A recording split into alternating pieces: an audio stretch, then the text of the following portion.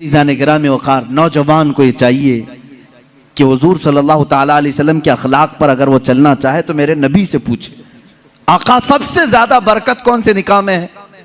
हुजूर ने फरमाया इन्न अअज़मन निकाहि बरकतन ऐसरुहु मऊनतन औ कमा क़ाल रसूलुल्लाह सल्लल्लाहु अलैहि वसल्लम। मेरे आका सल्लल्लाहु ताला अलैहि वसल्लम की हदीस है, फरमाते हैं सबसे ज्यादा उस निकाह में बरकत होगी जिस निकाह में खर्चा कम किया गया हो। हुजूर पाक सल्लल्लाहु अलैहि वसल्लम ने फरमाया।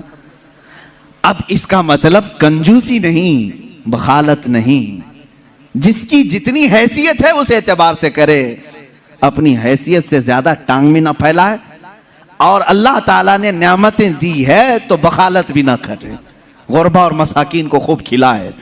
इसलिए कि अल्लाह के नबी सल्लल्लाहु ताला अलैहि वसल्लम के तकरीबन 11 निकाह, उसमें सब अलग अलग किस्म के हुए हैं। जब हजरत खदीजा से निकाह हुआ था, हुजूर की उम्र 25 साल की थी और आप तिजारत कर रहे थे और तिजारत का माल था। आप सल्लल्लाहु ताला अलैहि वसल्लम ने जो निकाह फरमाया उसमें लोगों की दावत भी हुई। एक निकाह हुआ हजरत सौदा रज़ियल्लाहु ताला अन्हा से, वो उस निकाह में सिर्फ खजूरें बांटी गई और कुछ भी नहीं। फिर हुजूर सल्लल्लाहु ताला अलैहि वसल्लम ने हजरत ज़ैनब से निकाह किया, हजरत मैमुना से निकाह किया, उसमें तो बकरा ज़बह करके वलीमा किया हुजूर पाक ने, और उतनी बड़ी दावत किसी और में नहीं। क्यों? ये मैं हालात बता रहा हूं। जब तुम्हारे पास माल था या माल आया है उस एतबार से तुम्हें करने की इजाजत है, और जब ना हो तो कर्जा लेकर के दिखावा करने की इजाजत शरीयत ने नहीं दी है। शादियों के लिए इस तरह से लोग मकरूज हो जाते हैं। कई लोग ऐसे हैं जो अपनी पता नहीं अजीज अजीज चीजें उठाकर बेचते हैं, नहीं सिर्फ 4 लोगों में मुझे मुंह दिखाना रहता है, मुंह दिखाना रहता है, निकाह करना है बेटी का, निकाह करना है फलां का। और आज के मुआशरे से मैं नौजवानों से कहूंगा, मेरे सुनने वाले जितने नौजवान हैं, अगर नबी से मोहब्बत करते हो इस मिलाद में एक अज़म कर लो, एक अहद कर लो, हम में से जिसका निकाह होगा, हम जिससे निकाह कर रहे हैं, हम ससुर के लिए बला बन के नहीं उतरेंगे। हाँ, आज बहुत सारे दामाद बला बन चुके हैं, बला हैं, वो वबा हैं, इसलिए कि बेटी एक बार दिया है और ये बीमारी जिंदगी भर की लगा लिया है। हाँ, कई लोग हैं ऐसे। कड़वी जरूर है मेरी बात, जिसने अपनी बेटी दिया है और वो पीछे लग गया है। कल ही एक खातून मेरे पास आई, शादी होकर के उसके 9 साल हुए हैं, बच्चे भी हैं। वो रोती हुई आई, कह रही है कि मेरी माँ, उसकी माँ बेवा है, उसके बाप का इंतकाल हो चुका था बरसों पहले, और बरसों पहले मेरे बाप की जो प्रॉपर्टी थी खानदानी, वो मेरी बेवा माँ को मिली है, वो कुछ लाख रुपए आ गए हैं।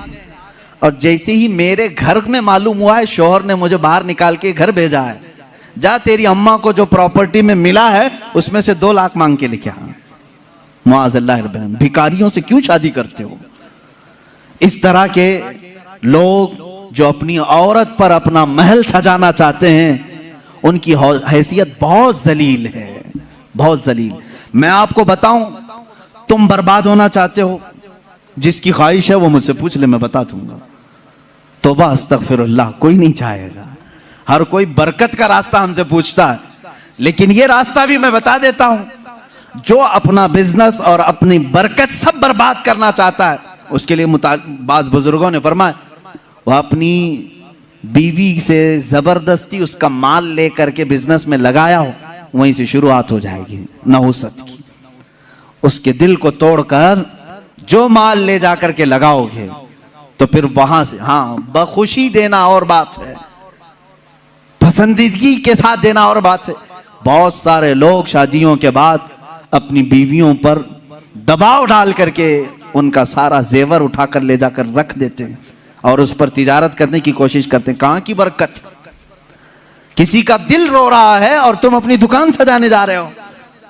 तुम्हें तो शादी इसलिए करने का हुक्म हुआ था, एक कमजोर मखलूक तेरे निकाह में आ रही है, तू कमा और उसे खिला। यहां उल्टा हो गया, उसी से तू कमाना चाह रहा है। ये उल्टा नहीं हो गया?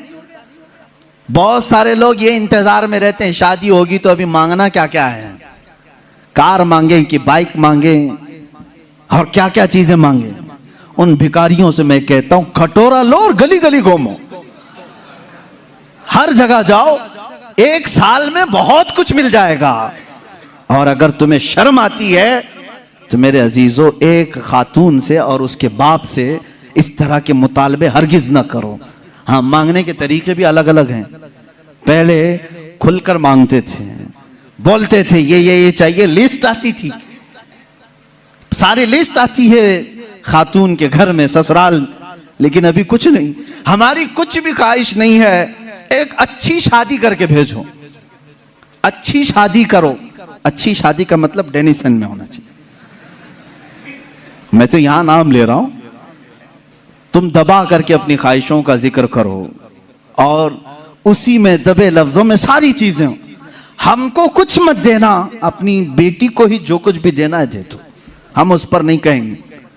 और बाप बेटी को जो जो दे बाद में ताना मारेंगे, क्या तेरा बाप इतना नाअहल है, तुझे एक वॉशिंग मशीन नहीं दिया, तुझे एक पलंग नहीं दिया, तुझे एक तिजोरी नहीं दिया, तुम तो कह रहे थे कुछ नहीं चाहिए। अजीजा ने गिरामी, ये भी तरीका भीख मांगने का ही है। भीख मांगने, ये जहेज की लानतों को खत्म करो। जो वो अपनी खुशी से ले आए वो उसका माल है, तुम्हारा नहीं। औरत जो अपने घर से लाती है वो उसका खुद का माल है, शोहर का नहीं, ना ससुराल का है। औरत जब तक चाहे उसे इस्तेमाल करे, वो इजाजत दे तो दूसरे इस्तेमाल करें। तुम शरीयत का मसला समझते हो? अगर उसकी इजाजत के बगैर किसी दूसरे ने इस्तेमाल किया उसके माल को, कल क़यामत के दिन उसकी पकड़ होगी, उसकी नेकियां जब्त की जाएंगी, तुम हुकूकुल इबाद में गिरफ्तार हो जाओगे। ये मसाइल हल्के नहीं हैं। इसलिए मेरे अजीजों, वो और होंगे। मुझे यहाँ मालूम है कि ये रिवाज क्यों आए जानते हैं? यहाँ पर हिंदुओं के यहाँ ये माहौल है, जहेज की रस्म बहुत खतरनाक बला है उनके यहाँ। आज भी औरतें जलाई जाती हैं जहेज के नाम पर। बाज स्टेट ऐसे हैं आज वहां जहेज के नाम पर बहुत खतरनाक मामलात ससुराल वाले करते हैं। ये रस्म और रिवाज पहले से चली आई, जिसकी वजह से आप लोगों ने ये अडॉप्ट किया। वरना मैं कहता हूं नौजवानों को, अरब में जाओ, शादी करना मुश्किल हो जाएगा। हाँ, वहां पर तुम क्या मांगोगे? तुम्हें बाप एक फूटी कोड़ी भी नहीं देगा लड़की को, लड़की का बाप कुछ नहीं देगा, बल्कि प्लस लड़की तुमसे मांगती है 1 लाख रुपए मेहर में रख, तब मैं शादी के लिए तैयार होती। वहां औरतें मांगती हैं। सऊदी में तो आधा किलो पाव किलो सुन्ना मेहर में देना पड़ता है। बेचारे कितने नौजवान ऐसे कमाते कमाते मेहर की रकम 40 साल के हो जाते हैं। बाहर वहां अरब में आज भी ये रिवाज, औरत का हक है मांगना, मर्द क्या मांगेगा? यहां जो हमारा माशरा बदला है उसकी वजह हमारी सोहबत है, जो देख रहे हैं हम इधर उधर। ये सोहबत का असर है जो तुम्हारे यहां जहेज की लानत आ गई। इसे निकालो अपने हाथ से। और किसी भी औरत के घर उसके बाप पर बला बन करके नाजिल ना हो। जब तुम बाप बनोगे तुम्हें पता चलेगा एक जिगर के टुकड़े को, बेटी को रुखसत करना कितना सख्त तरीन मामला होता है। मेरे अजीजों, जिन बच्चियों को हम अपने गोदों में पाले होते हैं, उन्हें बड़ी किए होते हैं, उन्हें पढ़ाए होते हैं, खिलाए होते हैं, हर ईद बकरीद पर उन्हें पहनाए होते हैं, इन नन्ही सी कलियों को जब बाप रुखसत करता है तो उसका कलेजा टूट जाता है। फिर तुम जानते नहीं, उसके घर से पूरी की पूरी जात लेकर के आ रहे हो, फिर उस पर प्लस तुम्हें और माल भी चाहिए, पैसे भी चाहिए। क्या ये रिवाज हमारे यहाँ नहीं है? रस्म करो तो लड़की के घर में, शादी करो तो लड़की के घर में। पूरे इस कार्यक्रम में सिर्फ वलीमा एक ही है जो मर्द के घर में होता है, बाकी क्या है? सब औरत के घर में करना है। बच्चा हो जाए चिल्ला उसके घर में। हाँ, जितने भी रस्म है, अरे शादी की तारीख फिक्स करनी है, तुम अपने घर में भी तो करा सकते थे, नहीं लड़की के घर में ही करेंगे जाके। जब जब जाएं पूरे खानदान को लेकर उतर जाएं, राशन खत्म हो जाए। ये बला नहीं है तो और क्या है? घर के किचन पर मुसीबत नाजिल होती है हर महीने 2 महीने में। ये इस तरह की हरकत किसी एक घर के साथ जो हो रही हैं, इस सिलसिले को कब खत्म करें?